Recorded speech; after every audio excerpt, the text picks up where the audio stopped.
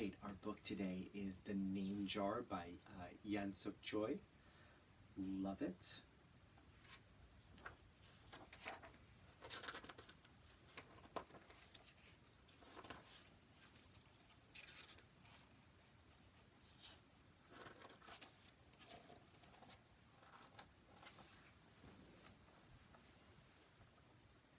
Through the school bus window, Eun-hye looked out at the strange buildings and houses on the way to her new school. It was her first day, and she was both nervous and excited.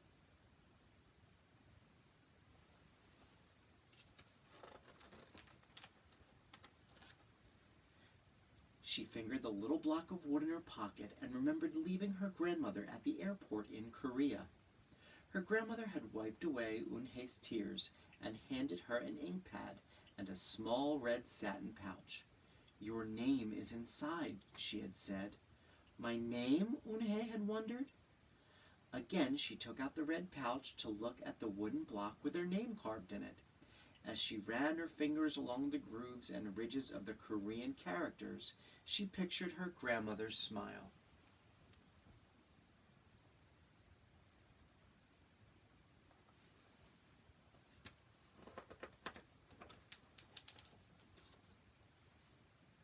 "Is that a thing for show and tell?" a boy asked Eun-hye. Surprising her, Eun-hye looked up as more kids leaned over. "No, it's mine," Eun-hye answered, quickly putting the pouch back in her pocket. "Are you new here? What's your name?" a girl asked. "Eun-hye," said Eun-hye. "Une?" the girl asked, scrunching up her face. "Une?" some kids chanted. No, Eun-hye corrected. It's spelled U-N-H-E-I. It's pronounced Eun-hye. "Oh, it's you-hey," the boy said. "Like you, hey. What about hey you?" Just then the bus pulled up to the school and the doors opened. Eun-hye hurried to get off. "You-hey, bye-bye," the kids yelled as she left. Eun-hye felt herself blush.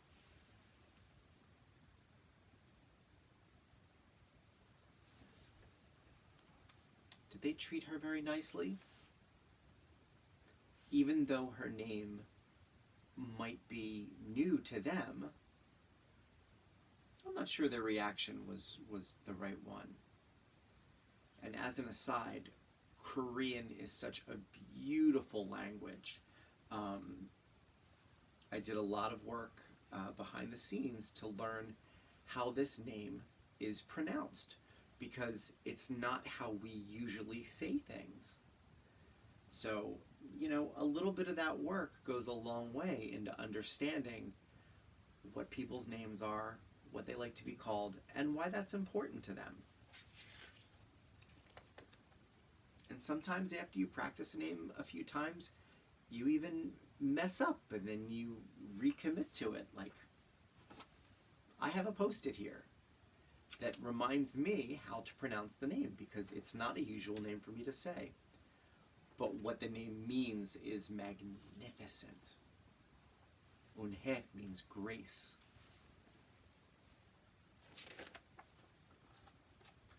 Eun-hye stood in the doorway of her new and noisy classroom. She was relieved that the kids on the bus had gone to other rooms, but her face still felt red. "Aren't you going in?" asked a curly-haired boy with lots of dots on his face. "You're the new girl, right?" he asked cheerfully. Eun-hye nodded, and before she could walk away, the boy took her hand and pulled her through the door. "Here's the new girl," he announced so loudly that the teacher, Mr. Kokotis, almost dropped his glasses. Mr. Kokotis thanked him and greeted Eun-hye. "Please welcome our newest student," he said to the class. "She and her family just arrived from Korea last week." Eun-hye smiled broadly and tried not to show her nervousness. "What's your name?" someone shouted. Eun-hye pictured the kids on the bus. I haven't picked one yet," she told the class, "but I'll let you know by next week." Seems to me like maybe her feelings were hurt on the bus, and she probably doesn't want to share her name for fear that all of these new kids who have been so nice might start to make fun of her. As Mr. Kokoda showed her to her new desk, she felt many round, curious eyes on her. "Why doesn't she have a name?" she heard someone whisper. "Maybe she robbed a bank in Korea and needs a new identity," a boy replied.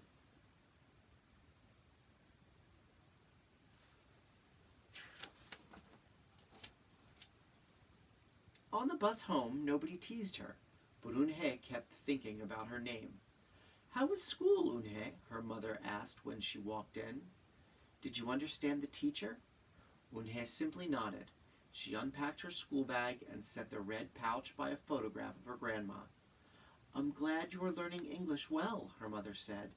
"You must study hard, behave nicely, and get good grades to show that you're a good Korean." "I will," replied Eunhye. "But I think I would like my own American name," she said quickly. Her mother looked at her with surprise. "Why? Eunhye is a beautiful name. Your grandma and I went to a name master for it." "But it's so hard to pronounce," Eunhye complained.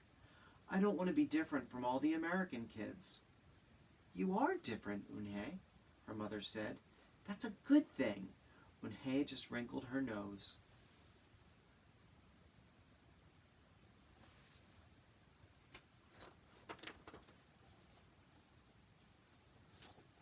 Korea is a beautiful country. I was able to go there about 8 to 10 years ago. Oh, what a magnificent place with magnificent people. Later that day, Eunhye and her mother went grocery shopping in their new neighborhood. They passed Fadil's Falafel, Tony's Pizza, and Dot's Deli. A big graffiti painted, that was hard for me to say too. A big graffiti-painted garbage truck roared like a lion as it took off down the street. Nothing sounded or looked familiar until they got to Kim's Market. The sign was in both English and Korean. Her mother picked up cabbage to make kimchi, Korean-style spicy pickled cabbage, and other vegetables and meat. She also found some seaweed, Eunhye's favorite, for soup. It made Eunhye smile. "Just because we've moved to America," her mother said, "doesn't mean we stop eating Korean food."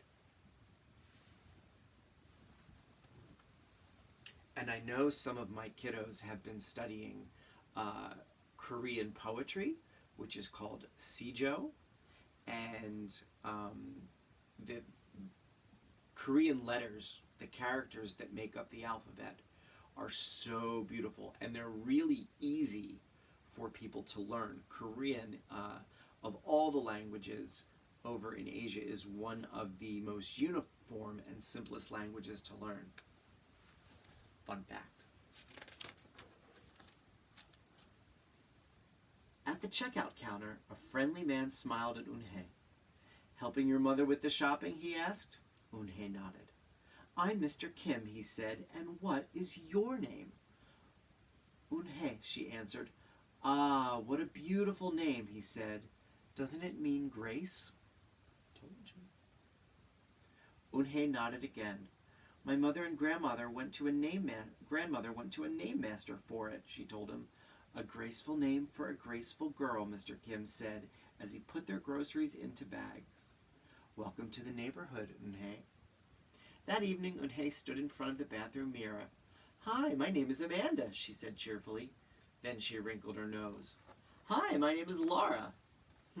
Maybe not. Her smile turned down. Nothing sounded right. Nothing felt right. "I don't think American kids will like me," she worried as she began to brush her teeth. "Hi, manem ishuzi," she said in the mirror with her mouth full of toothpaste.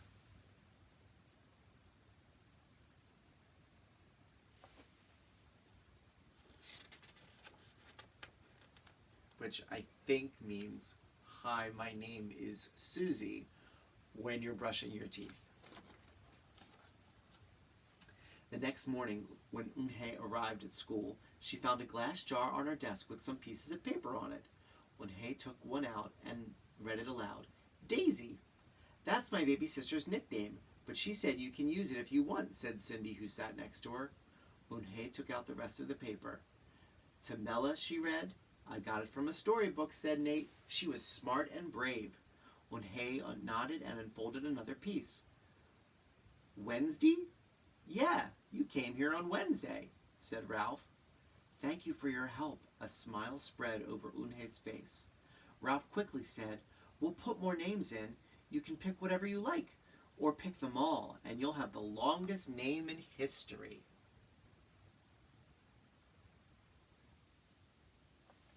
How sweet.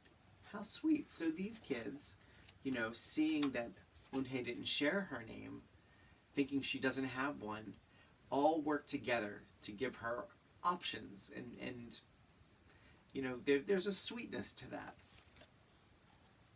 At 3 o'clock, the bell rang for the end of the school day. Eunhye looked out the window and saw it was sprinkling. It's the same rain, she thought, but in a different place. Remember that book, A Different Pond, that we read last week? She watched other kids leaving in groups. Hey, a familiar voice called out to her.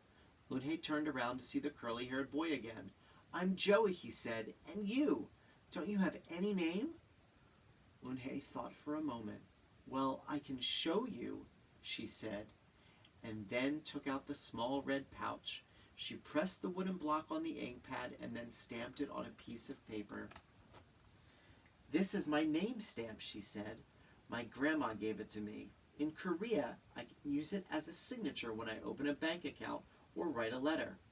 And whenever I miss my grandma, I use it to fill a piece of paper. Want to try it? She offered the stamp to Joey, and he carefully inked the stamp and pressed it hard on the paper. The red characters gleamed across the whiteness. Wow, that's beautiful, Joey said. Can I keep the paper? Sure, Eunhye said. And then the two of them shared her umbrella as they walked to the school bus. See these letters? Beautiful, beautiful, beautiful.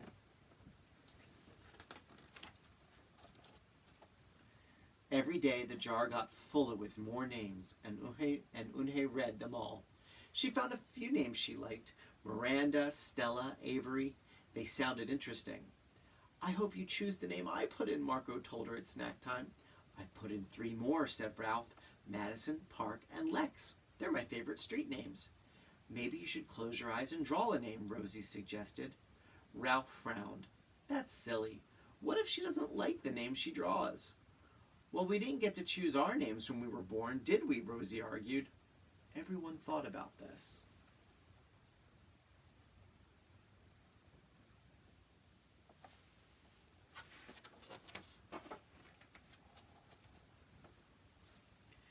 When Eunhye got home from school that day, her little brother ran to give her a letter.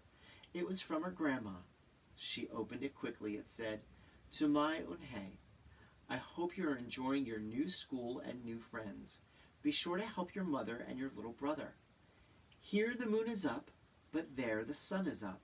No matter how far apart we are, and no matter how different America is from Korea, you will always be my Eunhye. Your grandma forever. Eunhye took out her wooden stamp and filled a paper with it. She thought for a long time in front of the bathroom mirror.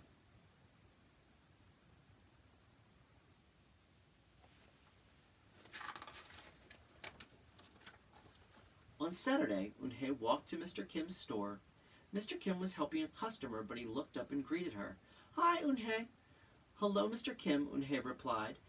She felt as if she was back in her old neighborhood in Korea. Hey, said the customer, turning around. It was Joey. Your name is Eunhye? He asked her with his eyes open wide. Eunhye looked quickly at Mr. Kim, then turned to Joey. She nodded slowly. Yes, it's pronounced Eunhye.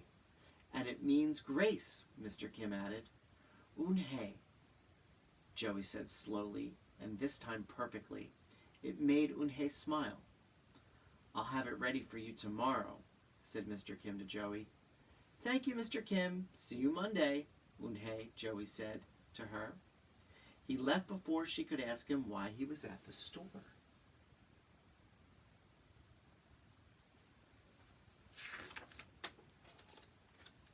On Monday, Unhei came to class early to look at the names one last time. But the jar wasn't on her desk. Instead, there was just a single piece of paper. Paper with a name on it. Unhei slipped it in her pocket. "Where's your name jar?"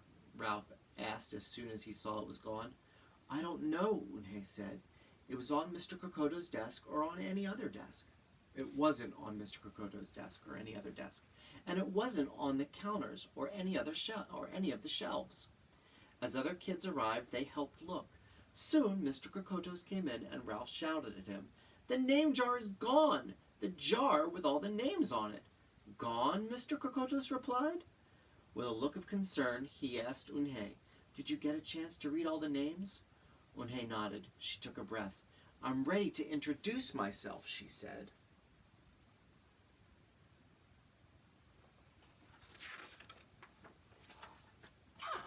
Unhei wrote her name in both English and Korean on the chalkboard. "I liked the beautiful names and funny names you thought of for me," she told the class. "But I realized I liked my name best, so I chose it again. Korean names mean something. Unhei means grace." "Grace! Grace! Inhai!" shouted Ralph. Everyone tried to say it. Yinhai, Unhei, Unhei. Unhei said her name again slowly and clearly. Soon the kids began to say it better, even Mr. Kokotos. They applauded Unhei's choice. "I was named after a flower," Rosie whispered to Unhei. "Lots of American names have meanings too," Mr. Kokotos reminded everyone. When the class was dismissed, Unhei heard her new friends say goodbye. "Bye, Unhei. See you tomorrow." "Goodbye, Unhei." Unhei said goodbye and then looked around for Joey, but he was already gone.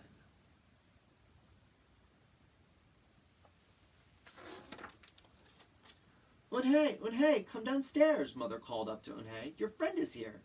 Unhei rushed down to see who she meant. There stood Joey, and in his arms was the name jar. "Where did you find it?" asked Unhei breathlessly. Joey looked embarrassed. Well, I took it, but only because I wanted you to keep your own name." "And you did." He reached in the jar and pulled out the names. "Do you want to keep them?" he asked. "Thank you. I'll keep them as a souvenir," Unhei said happily. Then she pulled out the piece of paper from her pocket. "Do you want this back?" Joey grinned. "You can keep it. I'll return the name jar to the class. Maybe you should put in some Korean names in it for us. Names with good meanings." "I could do that," agreed Unhei. "I've already got a Korean nickname," Joey said. "Mr. Kim helped me choose it."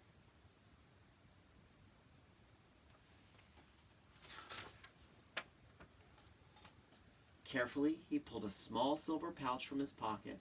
Then he took out a dark wooden stamp with beautiful Korean characters carved sharply into it.